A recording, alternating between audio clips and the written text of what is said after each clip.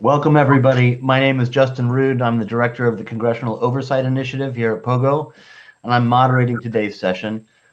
These sessions are open to Hill staff regardless of party, chamber, or position, including GAO and CRS. We are nonpartisan and non-hierarchical. These seminars feature current and former members of Congress or congressional staffers from both parties, as well as outside experts like one of our guests today. And we do our best to get panelists from both the House and the Senate, although today we have Ian Nicholson from the Senate, and I'll be chiming in with some Senate experience as well, given the topic. Our interest is in making sure that you all get the best information you need to do the best job you can overseeing our federal government. Today's seminar is the confirmation process. This is the first of our Congressional Training Program seminars for the year. The full schedule is now up online. You can find it at pogo.org/COI, C-O-I. And in fact, this session on the confirmation process and the process of vetting nominees for service in the executive branch is in response to a request on the evaluation forms that we have at the end of every session. So those of you who may have attended these sessions in the past in person know that we handed them out in paper. And these virtual sessions will be sending that around. And we do ask substantive questions. They're a little more extensive than normal assessments, but we really do value the feedback that we get, I think, as today's session illustrates. This is being done on, we use Crowdcast as our platform. It's a little bit different from Zoom or WebEx or some of the other platforms that, that you may be familiar with. The first and most important thing to note is that only the speakers will be on screen at any time. Audience, your cameras are off and your mics are off, so you can go ahead and call us whatever names you want. You can communicate with us through the chat window on the right-hand side, similar to Zoom and other apps. However, if you want to ask a question, there is an Ask a Question function at the bottom of your screen. You can click on that, and you can also upvote other people's questions, which is a nice touch. It helps us understand if many people are wondering the same thing. As far as this session goes, the presentation will be recorded and posted online. You'll receive a link to it after for reference and sharing, as well as contact information for our speakers to follow if you have questions. We will save the question and answer for the end. The most important thing is that question and answer period will not be recorded. So we really are here to be a resource and to try to help you. So please don't shy away from asking questions out of fear that it's going to get posted online. It will not. This is a conversation here with us and the other participants. I want to introduce our participants here, our presenters. Heather Jones on my right, I guess, my left. I'm not really sure how to. Still getting used to this virtual platform. Heather is Senior Counsel for Financial Disclosure with the Office of Government Ethics. She's been there since 2014. She's counsel to the Presidential Nomination Branch, where she reviews the financial interests of presidential nominees to positions requiring Senate confirmation and consults on complicated reporting and conflict of interest questions. She's a font of expertise and knowledge in this area. It's a real pleasure to have her, and she's become a staple for this session now, and I hope she continues for many years into the future. It's really wonderful to have you, Heather, and thank you. Thank you for having me.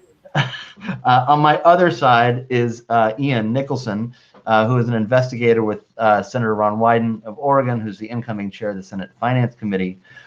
In that role, Ian coordinates executive branch nominations requiring committee confirmation, in addition to analyzing oversight issues within the committee's jurisdiction.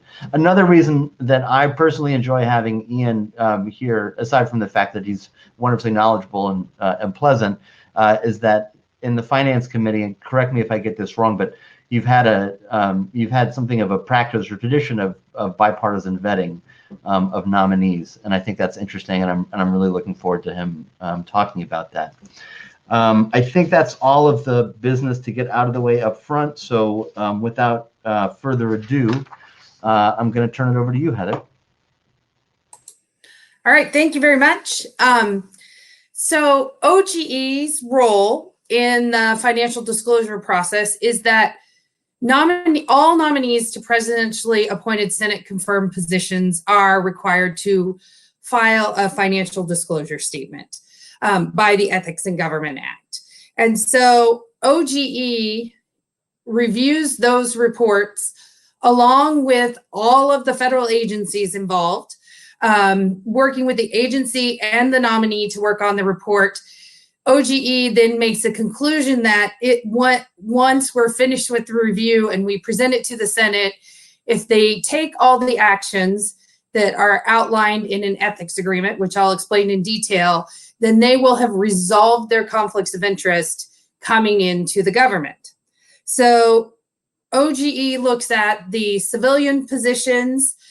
We don't look at military positions, and we only look at career foreign service who are going to be ambassadors. We review the reports for both compliance with the Ethics in Government Act to make sure that everything that's supposed to be reported and required to be reported by the Ethics in Government Act is reported. And then we work with the nominee and the representative, and with a lot of heavy assist from the agency who really knows the work of what's going on, to resolve all their conflicts of interest. So when the nominees come into their office, they can get their job done from day one. OGE is an independent check of the paperwork between the White House and the Senate. And by having OGE as a part of the process, it allows us to apply consistent standards for the ethics review process across the government. So the nomination process works as follows. And I have provided Pogo with a link to the nominee guide that we actually have posted on our website in the election readiness section if you're interested in it. It details the nominee process from the nominee's perspective and provides all the information that we have given to the nominees as well. So, and it outlines the process. There's a flow chart in it that explains the process for you if you ever want to look at that. So the transition team or the White House in a couple of weeks will identify a candidate for a position and request that they fill out the paperwork, part of which is the OGE 278. There's also security paperwork, but I don't work on that piece. So they get the OGE 278, which is the public financial disclosure form. Typically, the people are identified by the White House, and OGE and the agency may be aware of their existence before anyone else. In this transition process, most of the people have been publicly announced prior to OGE receiving the paperwork. So, but once a White House is in place, it generally settles back into the normal process where we see the paperwork before anyone knows who the potential nominee is. The White House will receive a draft of the paperwork and White House or transition team may conduct their own ethics review. And then the White House will provide the OGE with the public financial disclosure report and to the agencies at the same time. The agency interfaces with the nominee or the potential nominee and their representatives, and OGE works with the agency to bring that paperwork into compliance with the statute. OGE and the agency work together reviewing the report. I can't stress enough how crucial agency ethics officials are to this process because they really understand their agency's mission. They know what contracts the agency has, what activities are coming up. And so they really are the lifeblood of how all of that information gets to us about what might be a problem. Over the course of several weeks, typically, the report and agreement are finalized with the approval of the agency, OGE, the nominee, and the White House is informed of that. And so I see has been posted is the guide for nominees, which I discussed earlier. The public financial disclosure guide, there's also a link to that in the chat, and it is also available on our website, tells you how we think all of the different types of assets need to be reported. So if you have a question about how would someone report their deferred compensation plan, you can look in the public financial disclosure guide and it'll provide you examples of that. I also provided an example of the OGE 278E form. This is the Excel version of the form. Most of your nominees will use our filing system, which is called Integrity. So the reports will look very uniform and be typed out. So, but that will give you see the guidance that the filers see on the form itself. The average clearance time for an OGE 278 report, so from the moment OGE gets it until the moment we tell the White House we believe it's ready to be transmitted to the Senate, is approximately 42 days. The factor most likely to determine the speed is the responsiveness of the nominee to the information requests that we make and their willingness to accept the ethics officials' suggestions for the resolution of conflicts. We ask these nominees to do a lot in order to come into the government, and sometimes we're asking their spouses to do a lot or other family members to do a lot. And so working through those issues sometimes takes time. People may not always have their financial records at a ready. And so that also takes time to bring the nominee to conclusion. Again, I reiterate that typically all of this process happens before anyone even knows the name of the nominee. Each administration makes its own risk calculations about whether they want to seek OGE's review prior to an announcement or after an announcement. I will say in the past, we have seen nominations fall apart once we've gotten the paperwork because we couldn't get the ethics issues resolved. So we encourage strongly giving us the paperwork to take a look at first, but that doesn't always happen. So I just want to give you a brief overview of the type of information that you're going to see in a financial disclosure report and an ethics agreement. Nominees provide information about the positions they hold, the assets they have, the income they receive, and the liabilities that they have, and then also the clients who they serve.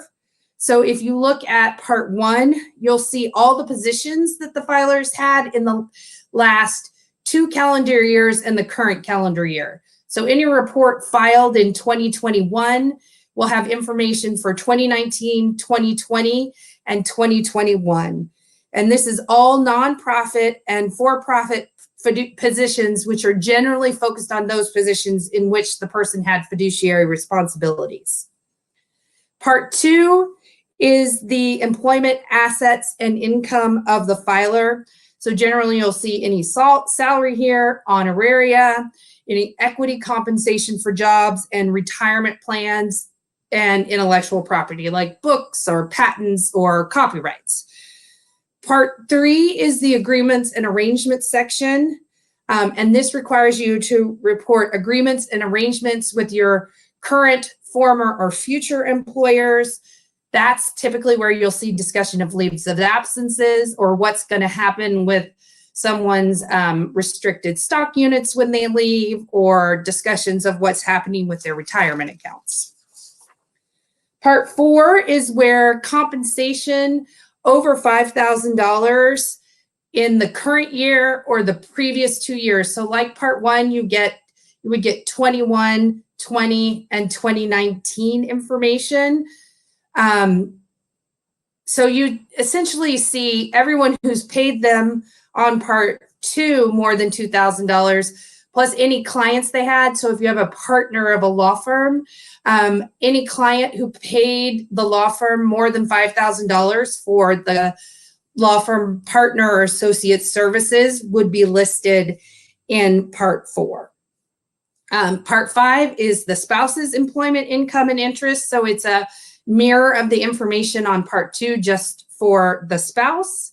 And then part 6 captures everything else that is an asset or unusual income item, like a prize winning or something like that. And then part 8 is liabilities over $10,000. Once we have a good handle on all of the various assets and employment interests on the report, we create an ethics agreement.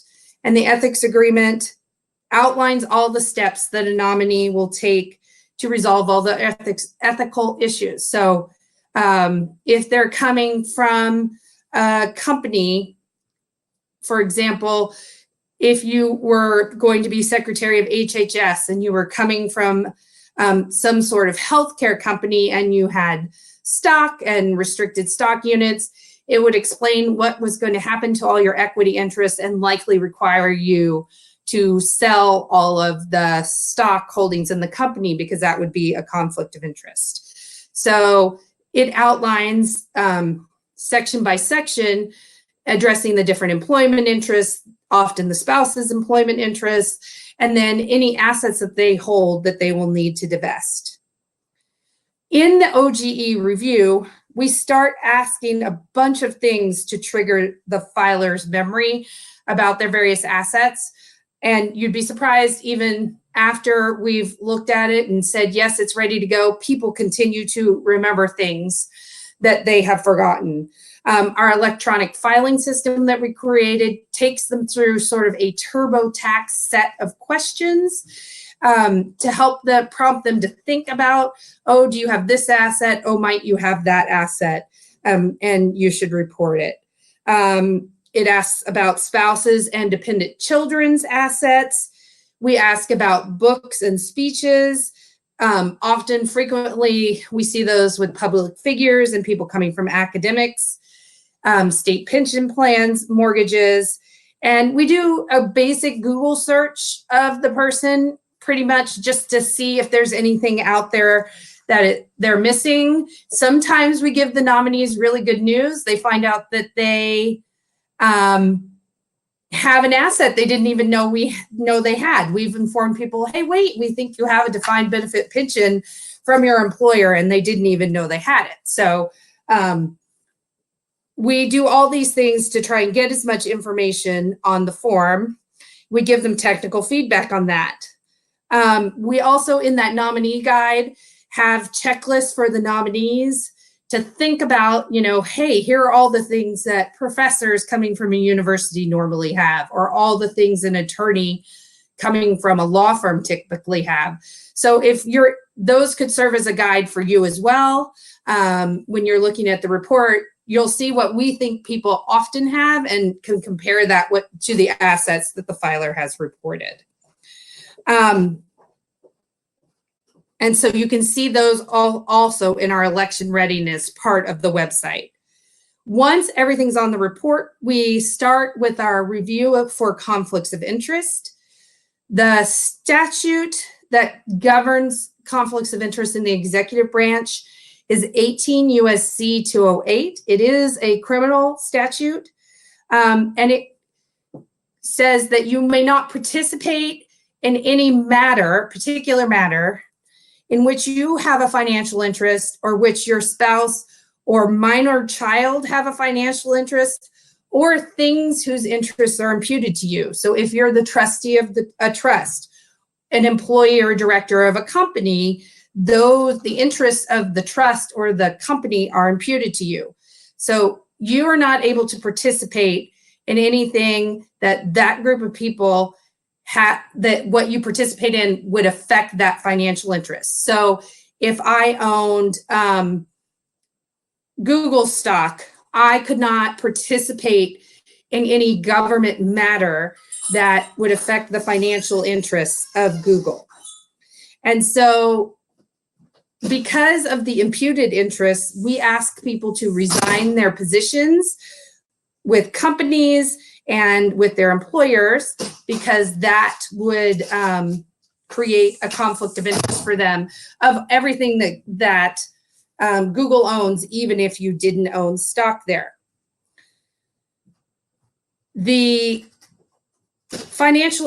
So matter is a difficult concept, but things to think about that are particular matters are any sort of party matter, a lawsuit, a contract,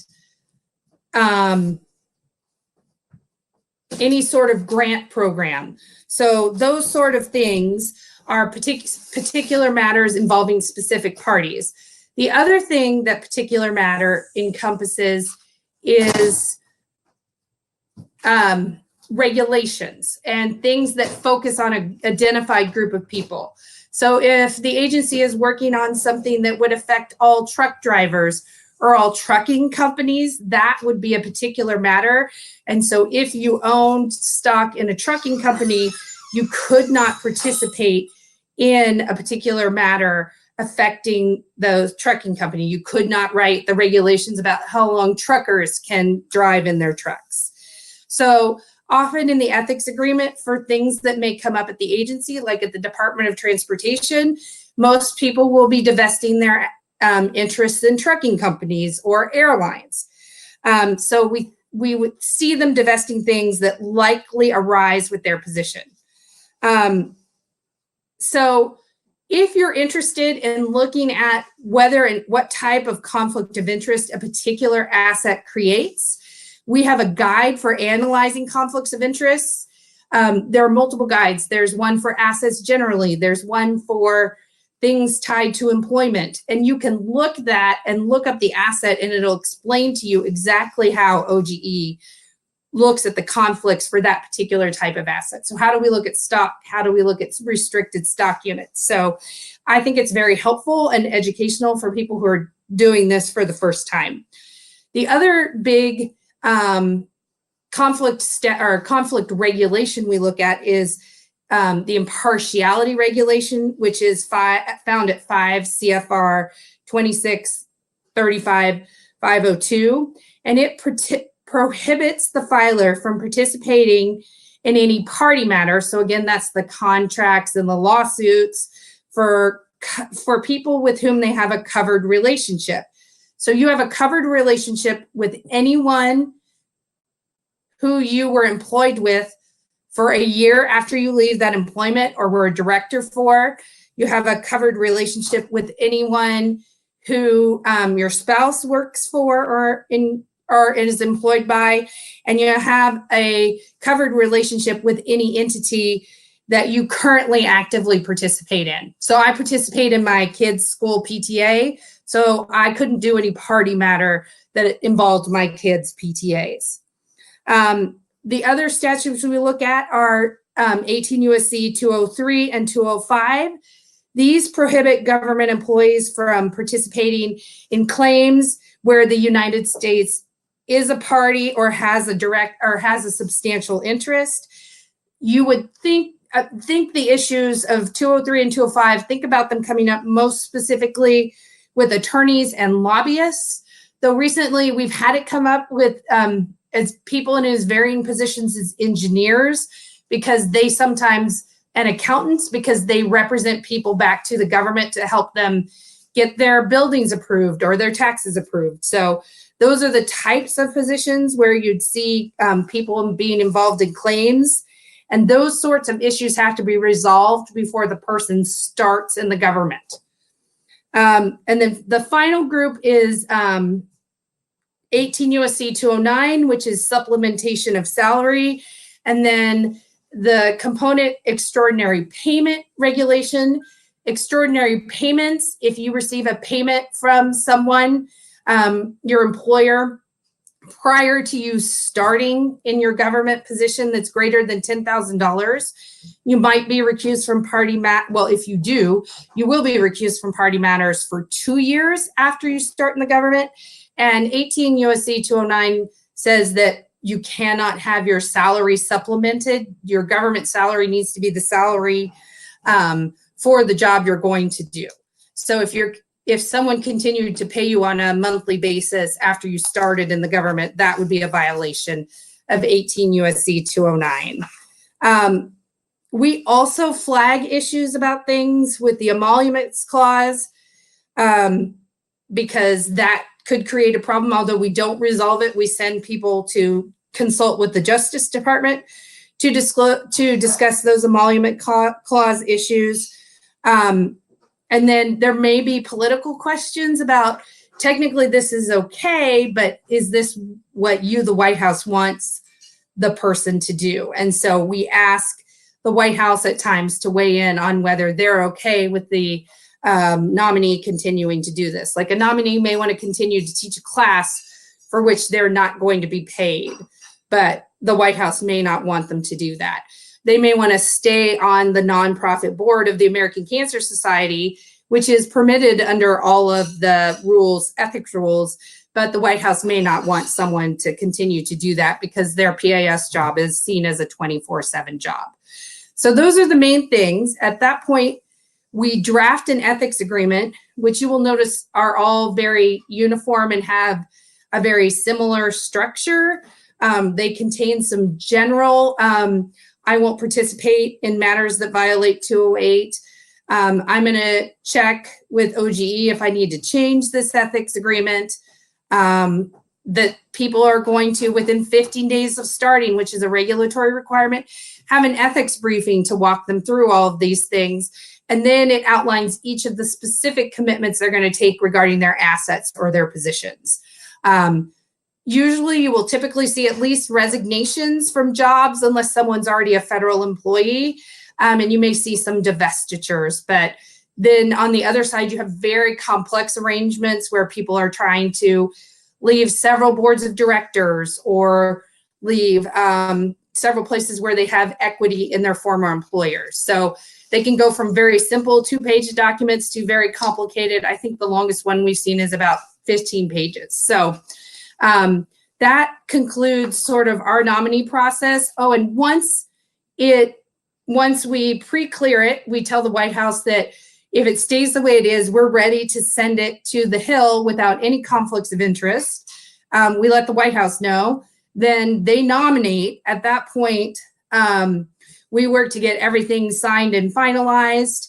So from nomination to when you get the report may be as short as a day, but it may take a couple of days to get that information. And what you will receive is a letter from either our director or general counsel, on a very odd occasion, me, saying that I've reviewed the report and all of the information. If everything happens as stated, all the conflicts of interest have been resolved. You'll receive a copy of the ethics agreement and a copy of the 278 that they're filing. Another question that we get frequently is these reports are also available on the OGE website, and people often ask us when they will be available. So for all the level 1 and 2 executive positions, they're posted and don't require a form requesting them. And that usually happens 2 days after we receive confirmation from the Senate committee that they've received the report. And then for the ones who aren't level 1s and 2s, they're posted 2 days after we receive confirmation, but people will have to file a request with OGE to get the 278, but the ethics agreements for everyone are always available. So you can find those on our website if you want to look at forms and sort of see what's out there, or, you know, compare the last Treasury Secretary to the current nominee. Those forms are available on our website and you can look at them, and they're up there for 7 years after the person files, or after the ethics agreement's up there the whole time the person's in government, and the form's up there for 6 years. So that information is available to you. And at this point, I'm happy to turn it over back to Justin, I guess.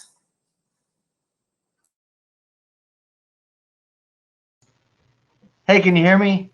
Now we can hear you. Okay. Thank you, Heather. Thank you very much. That was great. You reminded me of you were mentioning about sometimes in the process you discover details or assets that the nominee didn't realize. I think it was George Tenet was tapped to be CIA director for President Clinton, and it wasn't until very, very late in the vetting stage, I think he'd already had his hearing, that they discovered that he had property in Greece that he had never disclosed. And then it turned out that it had been inherited. I guess he was inheriting it through his dad, but it had come from like some sort of great grandmother or something, and nobody along the chain had known they'd inherited it. And so whoever found that, you know, kudos to that veteran. Yeah, absolutely. So, you know, things pop up all the time, which is often a pleasant gift for the filer. So so we're going to turn now. Thank you so much, Heather. We're going to turn now to Ian. However, to those of you in the audience, if you have questions about OGE's role or the forms or questions for Heather, please feel free to ask those under the Ask a Question, and we'll get to those at the end. So without further ado, Ian Nicholson. Thanks, Justin. If anything happens with my audio, please flag it for me. Again, that was a great presentation by Heather. I was taking some notes on the side here, and I'm going to be referencing a couple of these. They kind of interweave my presentation a little bit too. So again, as Justin mentioned, I work on the Senate Finance Committee for soon-to-be chairman, but current ranking member Wyden. I've handled our nominations for the last just about 5 years. It's a very bipartisan process, I'll say up front, that we have on the committee. And compared to what I've heard about other Senate committees, we probably have one of the most bipartisan processes out there. So I'll kick off the top here. I'll try and go for like 10 or so minutes. Again, it's going to intersect with some of the stuff Heather says, because I'm going to kind of pick up right after she left off, like what happens when it comes into the Senate committee, right? And then we'll just open up to questions, and I encourage you guys to have them. I imagine that's where the bulk of the discussion is going to lie. So again, bipartisan process. This is a precedent we've had on the committee for a number of years, and we've maintained that. The dates I look for to start off, you first have like the notice of intent to nominate, AKA that's the White House press release saying this person's been nominated, or I intend to nominate them. Though the official nomination for us, we have some nominations already with the Biden transition, the first date that we can technically receive a nomination is January 20th, obviously. But that doesn't mean work doesn't start until then. We're already well underway here. As far as the materials that come to our committee questionnaire, which is pretty comprehensive, includes everything from biographical information, past employment, assets, liabilities. It's just kind of our version of the OG 278 in a way with respect to our financial section. There's also a legal section, future business relationships, on and on. We also get 3 years of tax returns, which is probably what we're most notorious for reviewing. And then we also get the 278 and ethics agreement from OGE. One quick clarification here I like to make between the terms nomination received and paperwork being complete. Just because the Senate Finance Committee receives the official nomination, that 1 or 2 page PDF from the Secretary of the Senate's office saying I, President X, nominate person Y, does not mean we've received their paperwork. So I just want to put that out there. You know, I consider the paperwork complete once the questionnaire, all the OGE documents, and their tax returns have been submitted to the committee. Also, regarding the in-depth review of the tax returns, we require a fair amount of substantiation for what our team reviews over the course of those 3 years. Further explanations for business deductions, further documentation substantiating taxes owed, other things incurred, income received, it goes on. This process can be relatively quick, depending on how simple someone's returns are, or that process could go on multiple weeks. So again, this is part of our due diligence review. Also during this process, we also engage in questions and answers back and forth with the nominees. This could just be as simple as one round of tax questions.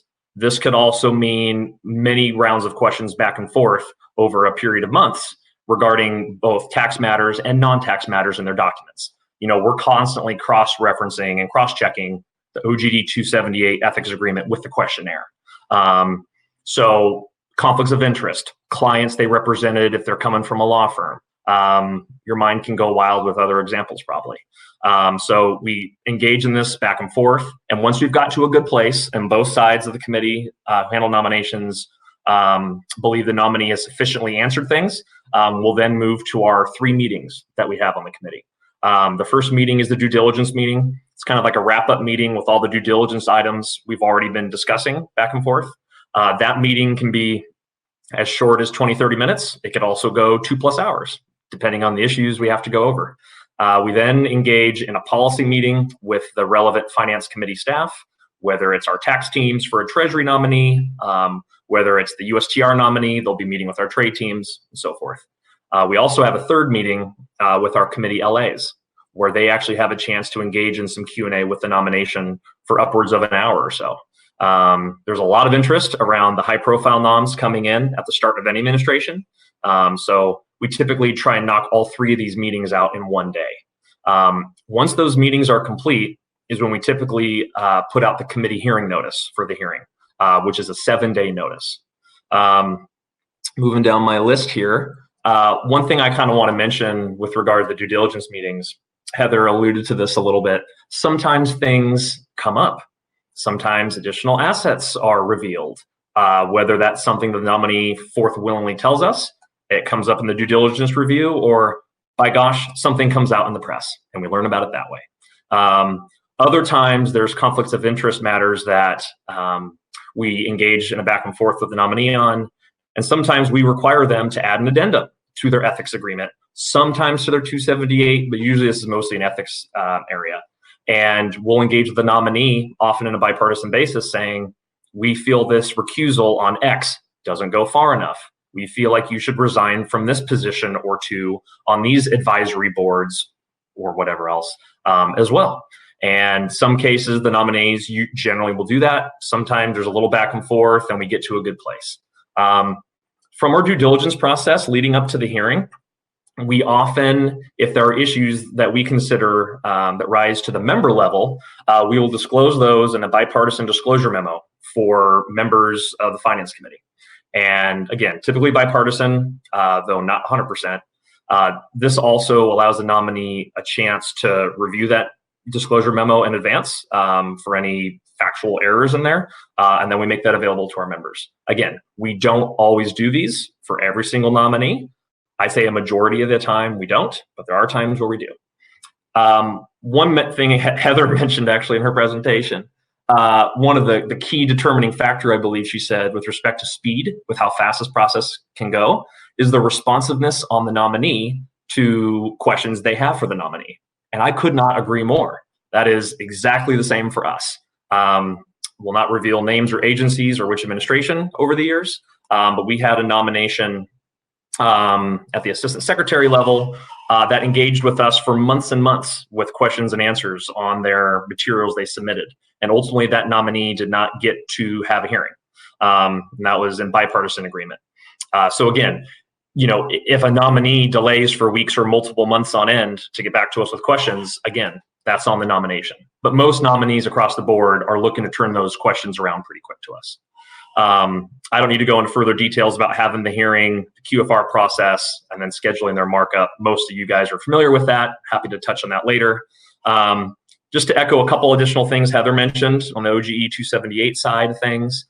She did mention how folks, if you're, let's say, not a finance committee member, or even if you are on finance, not part of the chairman or ranking member staff, obviously you can fill out that form 201, I believe it's called, for nomination materials, or the 278 for a nom not rising to those levels.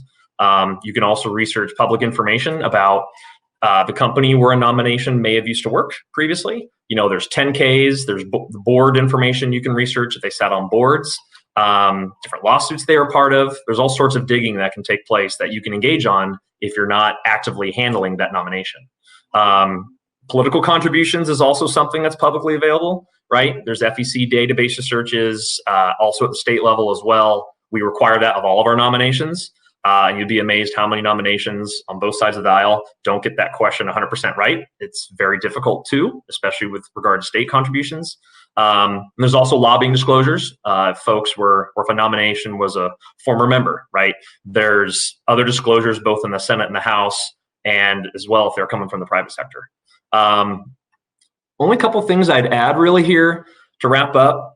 You know, if you're off the finance committee, let's say, and you have a keen interest in the Yellen nomination coming up, or in the past, if you were keenly interested in the Azar nomination coming through the finance committee, you know, just because you're not on the finance committee doesn't mean you cannot schedule a courtesy meeting with that nomination.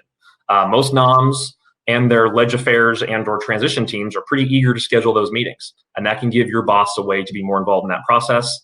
The other thing that it can happen is the QFR process. You know, members off committee are all, you know, they're welcome to submit QFRs, but obviously those have to be cleared by the chairman or ranking member in many cases, and it doesn't always work, but sometimes we have seen select cases where QFRs from off committee members have been included on a very select basis, depending on the situation. I will stop there. I could go on for a lot longer, but I'm sure folks have more particular questions they'd like to dive into. I thank you, Ian, very much for that. And you also managed to knock off a number of the questions that I had to ask you. So thanks for that bit of mind reading, I guess, there. While we see if folks have questions for our panelists, I wanted to just share a few pointers from my experience doing this. I was on the staff of Dr. Tom Coburn in the Senate for the Permanent Subcommittee on Investigations, as well as the Homeland Security and Governmental Affairs Committee, which handles a good number of nominations. And the investigative staff were often called into service to help vet the flood of nominees that would come through. So perhaps I should have put myself first, because what I have to share is a lot more basic, I think, than the rather sophisticated guidance that you've received from our panelists. The place that I started was to focus first on what questions that we were going to be asking about the candidate or about all of these nominees, as we try to advise our boss on which way that he should vote. The first question was basically, are they sufficiently experienced and capable for the job that they've been nominated to? That's obviously kind of a threshold question, but folks who have been doing this or paying attention certainly know that there are many nominees who get through that can't answer that question in the affirmative. But it's still an important question to ask. I think the second one, and the one that I spent the most time focusing on, was, do they have a history or a pattern of poor judgment? And in this, I think I leaned really heavily on the question of a history or a pattern. I think everybody makes mistakes. That's an essential part of being human. Sometimes we make big mistakes. But do we see something that would undercut their experience or their qualifications for the job if you see them consistently making poor choices or poor judgments? And then the third is, do we have any concerns about the nominee's disclosure or the information that they've provided? In other words, does it look like they're hiding something? Is there a cover-up, or are they eliding over difficult details in their own biography? And that's the part that I think that Ian was talking about at the end of his presentation a little bit, and then I was going to get into a little bit as well. The role of advise and consent is a bipartisan responsibility. It's a responsibility of the Senate, and it's important to remember that whether you're a Democratic or Republican staffer, those are jobs that need to be filled. These are typically senior leadership positions, and these agencies and these offices need that leadership to accomplish their missions. So we were encouraged by our boss to lean heavily on making sure these jobs got filled, but got filled with qualified people who weren't going to make things worse. When you're going through the questionnaire, check the timeline for any gaps. If you find one, ask for clarification. What were you doing in that 2-year period or that 6-month period between positions? Or confirming basic facts is something that often doesn't get done. I think that in Ian's case, in the Finance Committee, they're pretty rigorous on every jot and tittle of the application, but others aren't always so rigorous. So just confirming the basic dates at schools, confirming the dates of employment, confirming the responsibilities as best you can, etc. Again, these are areas that are less likely to be problematic for high-profile nominees, but there are hundreds and hundreds of nominees that are going to be coming through committees over the next few weeks and months, and you do start to see problems like these crop up sometimes. They can be red flags. They aren't in themselves a problem, but they're an indicator that you might want to dig a little bit deeper.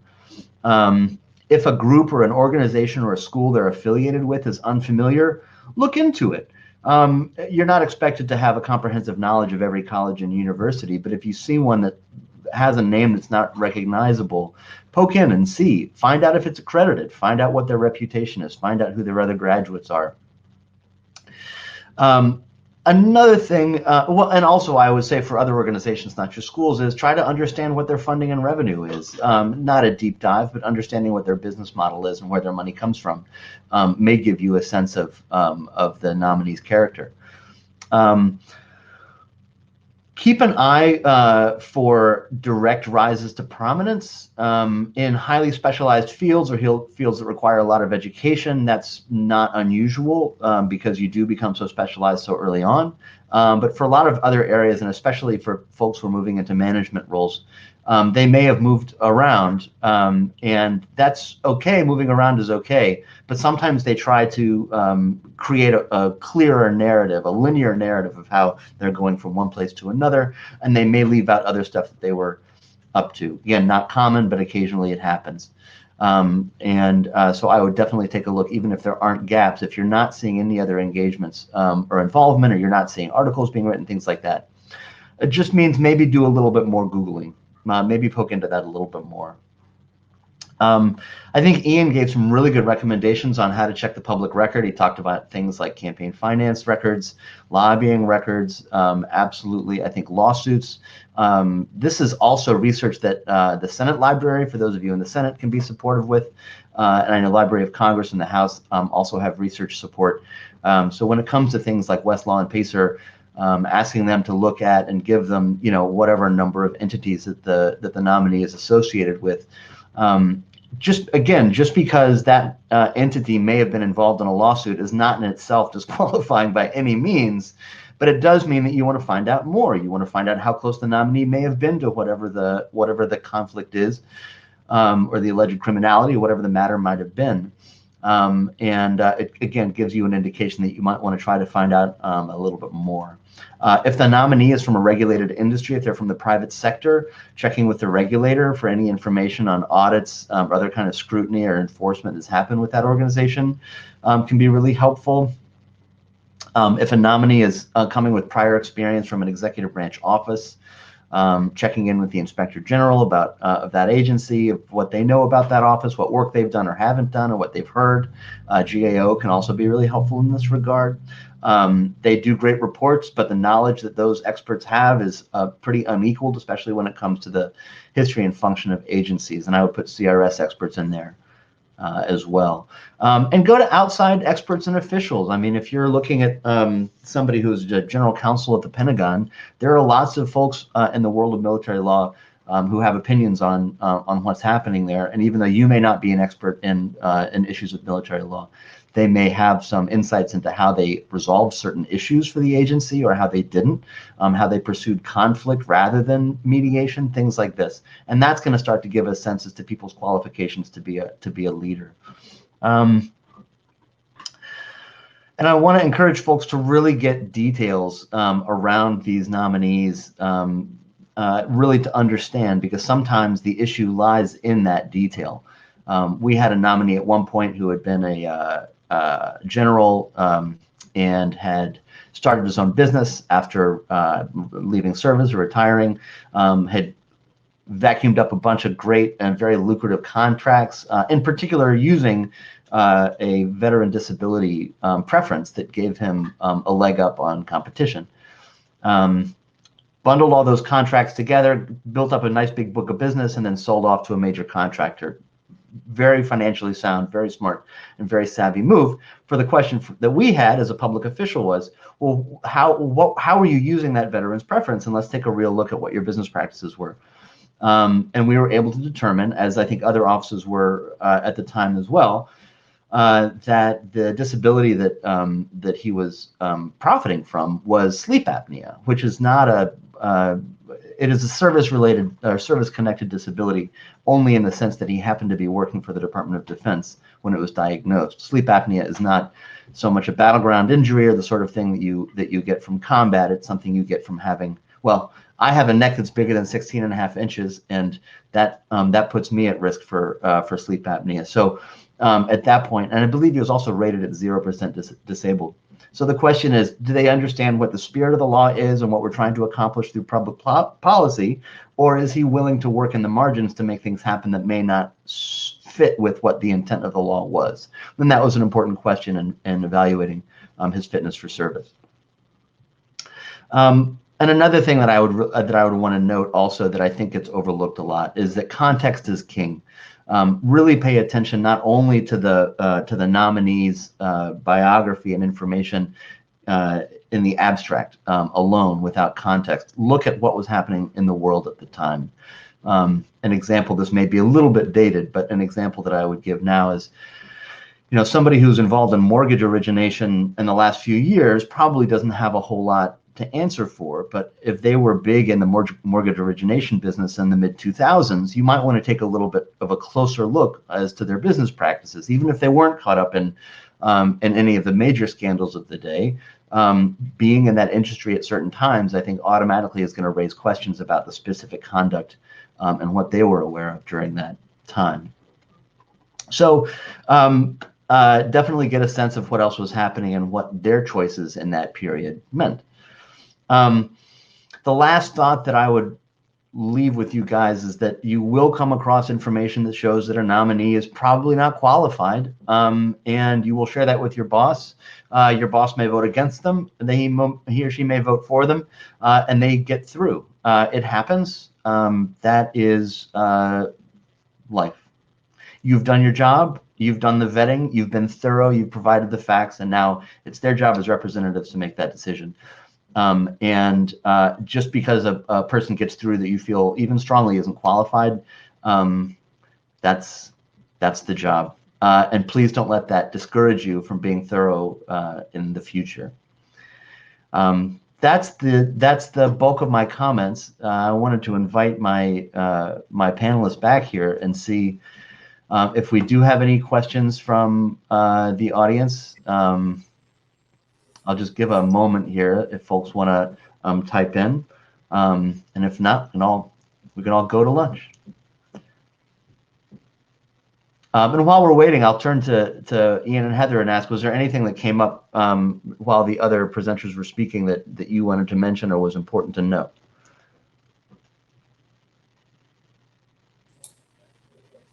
Defer to Heather if she'd like to go first. I'll think on my end, though I mentioned a couple of points in my presentation, but I'll check my notes one more time. The one thing I would add, which isn't so much an issue right now at this point in the transition, but you may have been dealing with in the past few months, is that there are some nominees that we have who are not federal employees. So they serve on, say, the airports board here in Washington, D.C., or the Amtrak board. The people who serve on the Amtrak board aren't federal employees. For those nominees, you actually don't receive an ethics agreement because they aren't subject to the federal ethics laws. So just that would be a piece that's missing for them in case you're looking for it. That's a good point. Ian? You know, the only other part I would just kind of, I guess, reiterate from what Heather mentioned in her presentation, what I echoed, was just like the timing of this, right? You're going to have, let's just take the next few weeks or next 2 months as an example. You know, you're going to have increased, interest from both the press, from other members' offices, across the Senate and House about the status of certain nominees. And some of that, if questions are posed to me or to Heather, there's only so much, we can say, right?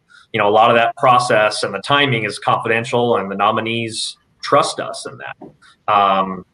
With the Finance Committee in particular, with like their financial information, right? Like even if we do a bipartisan committee disclosure memo, and when we inevitably do, as we always do, make the questionnaire available to our Finance Committee members, that publicly available committee questionnaire to the finance members is without Part F. Like that does not include the financial information. So again, there are certain things that we hold with a really high regard, and even if we do a disclosure memo, like it doesn't give you all the weeds that we've dug through in some cases. But again, just back to timing, it can take a while. With respect to some past secretary level nominations, generally those go much quicker than some other folks. Obviously, that's an important position regardless of who's in power. But again, it can take a while depending on how long they take to respond. Right? That's a great point. And I would just note the flip side of this issue that doesn't come up immediately, but will come up in 6 months or a year from now, which is that you're still going to have vacant positions at your agency. And every agency has mission critical functions. And those functions sometimes can't happen if you don't have leadership, or you're waiting for information to get back, or you're waiting for decisions to get made. Your boss may be getting more and more frustrated. Keep track of what offices are still vacant, what positions aren't open, what positions aren't filled, and bring pressure on the White House and say, this is a job that needs somebody in it. We need to make progress on this issue right now. There's no shame in that, and I think the agency will really appreciate it as well. We do have a question for Can I add Heather. to that, just so for Yes. context, OGE processes 1,100 positions. So, I mean, we're going to see the cabinet and big positions, but there is never a time when I don't have nominees to look at. Just so you know, we never run out of people. So there is always a position to be filled. Just so everyone knows, it's not just a transition situation. Well, without any other questions, I'll bring this seminar to a close. I really appreciate the presence and the expertise and thoughtfulness of both Heather and Ian. I think this is one of my favorite seminars to do, and I hope folks have gotten some value out of it. You can find more information about POGO's Congressional Oversight Initiative, which made this seminar possible, as well as a schedule of all the seminars we have for the next 2 years, for this next whole congressional session, as well as other resources and things that we have available for congressional oversight staff. If you have any questions for me about the program, about following up from this session, about custom trainings that we can do for your office or committee, please get in touch. That's my email right there. Thank you so much for attending. One thing I do want to reiterate, we will be sending assessment emails around. It only takes a couple minutes to fill out. We do ask for a little bit more detail, but that's only because we use your input to make these better and more useful. So I can't encourage you enough to fill those out and get them back to us. Thank you so much, Ian and Heather, for participating. Stay well and safe, and please have a great weekend.